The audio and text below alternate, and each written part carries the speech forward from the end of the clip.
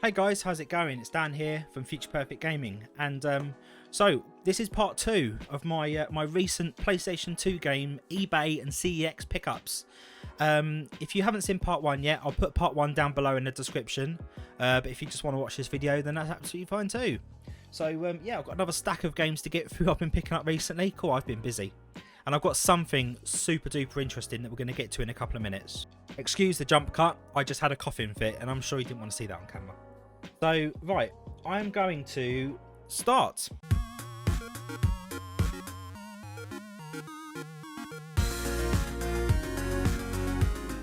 Okay, so I've got a stack of games here and I've got something really rare. So I'm going to do about half these games, then I'm going to show you the rare game, which is going to be really exciting. I'm really excited.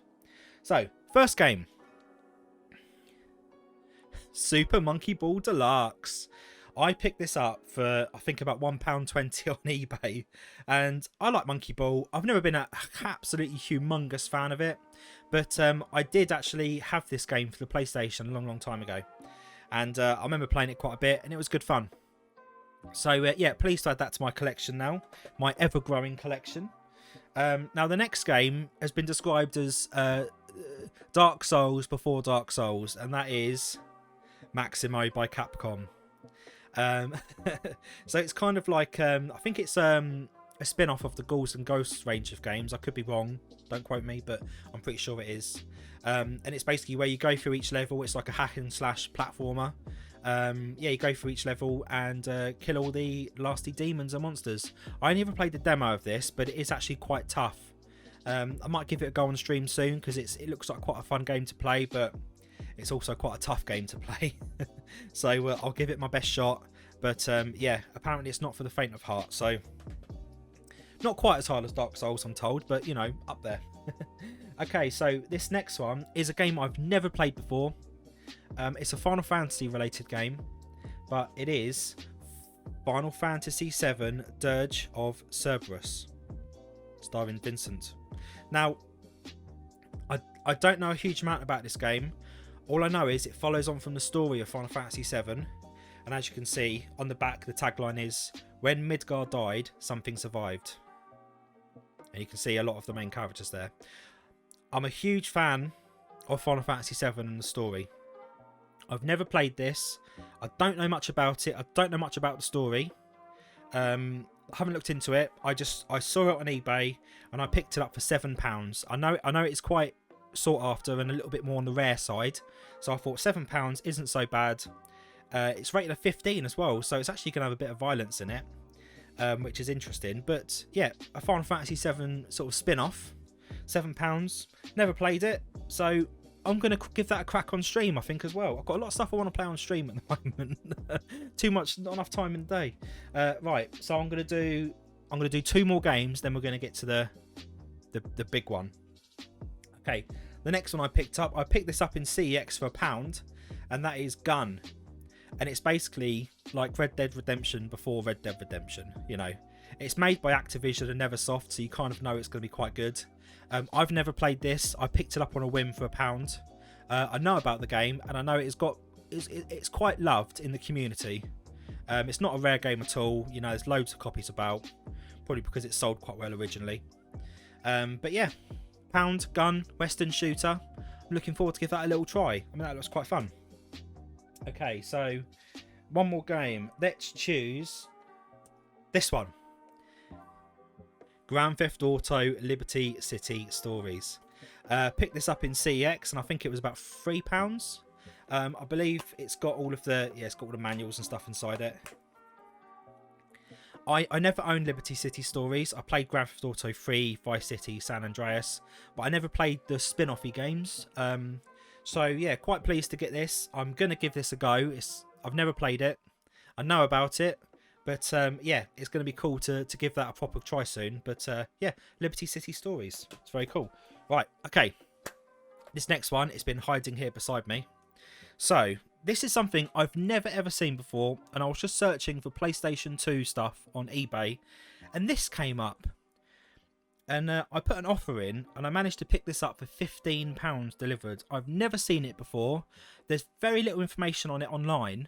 And I mean, I'm going to make a video about this game on its own soon, real soon, so don't worry about that. So this is the, if I get it in the shot, the Real Play Puzzle Sphere, right? But, whoops, wrong side. But look at this. It's got its own controller. Now this is it's a motion controlled game where you steer a ball, as you can see down here. You steer a ball around a level, and the little bit of footage I found online, it kind of looks like monkey ball style physics, but you hold this controller in the palm of your hand and tilt it around to manipulate the ball. I mean, I have never ever seen this, and I feel like I've seen quite a bit of what the PlayStation has to offer over the years from my youth. But this Real Play, they have a range of games. They've got like a driving game where it's motion controlled steering wheel, a golf one, and some other stuff as well. But this one, I saw it and I was like, yeah, that's weird. So is it going to be very good? Hand on heart, probably not. But I'm going to crack it open in a separate video, and we're going to have a good old look at this because I want to document this for science. Right, the next one I've never played. I didn't even know it existed until now, but I was in CEX and I saw Jackass the game, and I was like, oh come on, I've got to pick that up. It was like £4, and I was like, okay. I had a little look on YouTube, and it's basically you just do Jackass stunts and try and inflict the most bodily pain on yourself as possible. Like you know, you get the more bones you break, the more points you get, basically. But it's all of the 30 crazy stunts. Take the Jackass crew through humanely impossible levels of danger and mayhem. So basically, the more damage you do to yourself, the more points you get. Looking forward to give this a go. Looks really fun. Didn't even know it was a thing, but I saw it and I grabbed it because it's just one of those things you just have to pick up for a few pounds just for the novelty factor alone. The next game is one I love that I had back when I first had my PlayStation, and that is Destroy All Humans. This game is so much fun. I love it, and I think I picked this up for about £2. I think it was. I think this one was CEX for about £2. I took the sticker off because I started to clean the sticker stuff off of them because I don't like the stickers. But yeah, it's basically as the game says, you got to destroy all the humans. So really fun game. I don't remember a lot of it, but I remember loving it. So I picked it up, couldn't resist it. The next game is a game that, again, I owned it when I first had my PlayStation. I played it. I remember being blown away, but I don't think I ever completed it. And that is Black. I didn't really want to buy any Platinum games, but Black was quite expensive to buy. The original copy, and I managed to pick up the Platinum one for about £3 on eBay. And I thought, okay, I can give that a go. And I mean, this game, it's a first-person shooter for the PlayStation 2, and the graphics are absolutely incredible. You've got to cast your mind back to that time when this game come out. All the scenery is destructible. The graphics are amazing. The animation's really good. I mean, this was probably one of, like, you know, towards the end of where EA started caring more about microtransactions than games, basically. This is when EA cared about games, and this game is proof of that. It's an absolutely amazingly gorgeous shooter game for the PlayStation. I'm going to give it another go soon. I can't remember a lot of the gameplay because it was a long time ago. But yeah, absolutely gorgeous game. Can't wait to give it another go soon. Right, we've got a few more to get through. I mean, I couldn't not pick this one up. Metal Gear Solid 2, Sons of Liberty. I think I paid about £2.50 delivered. Yeah, I can't start collecting for the PS2 again and not buy this. I absolutely loved this game growing up. I thought the story was brilliant. It was crazy. It had twists and turns in it. Sorry for the jump cut. Coughed again. I'm sure you don't want to hear that. Loads of twists and turns in it. Amazing story, beautiful gameplay, beautiful graphics. And the interesting thing about this game, when it first came out, I didn't buy it from a game shop.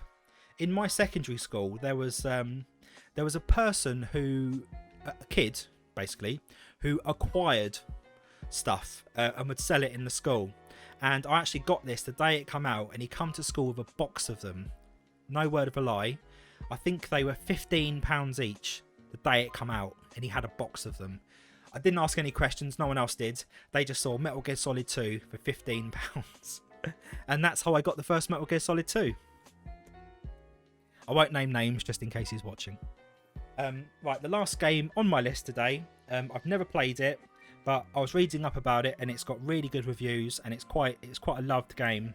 I picked this up on eBay, and this is Shadow of Rome by Capcom. You can't really quite see Capcom there because the sticker's in the way, but it's Capcom. Yeah, and this is a sort of arena fighting, gladiator sort of style fighting game with chariot racing and all sorts of stuff. Looks really, really fun.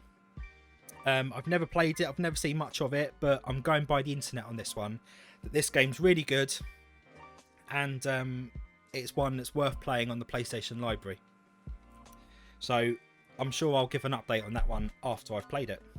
So yeah, that's all the games I've picked up over the last couple of weeks. I mean, looking back, I haven't spent that much money in reality, but it's been really nice to start collecting physical games again. You know, I did have a go at collecting for the Dreamcast and stuff, but I found it to be so... The Dreamcast games are really good, don't get me wrong, love them. But it was so expensive and I couldn't sustain it, basically. But the PlayStation 2 I can sustain because a lot of the games are really reasonable to buy. You know, you have your top tier games where you're going to be spending like £100. But a lot of the mid-level rare games, you know, £10, £7, £15, if you know, you can get lower if you're lucky. You know, and my tip is, if you see something on eBay and it says make an offer, that normally means they're willing to take less. Always make an offer. I always make an offer lower than what I would expect them to take, because they'll come back with a counter offer slightly more and you meet in the middle. But always make an offer, it's always worth doing. But yeah, thanks for sticking around. That's the two-parter complete of my recent PlayStation 2 eBay and CEX finds. Yeah, I look forward to bringing you part 3 when I've got the next fat stack of games to show you. But if you have enjoyed the video, please do leave a like and subscribe, and I will talk to you guys again real soon. So catch you later. Bye for now.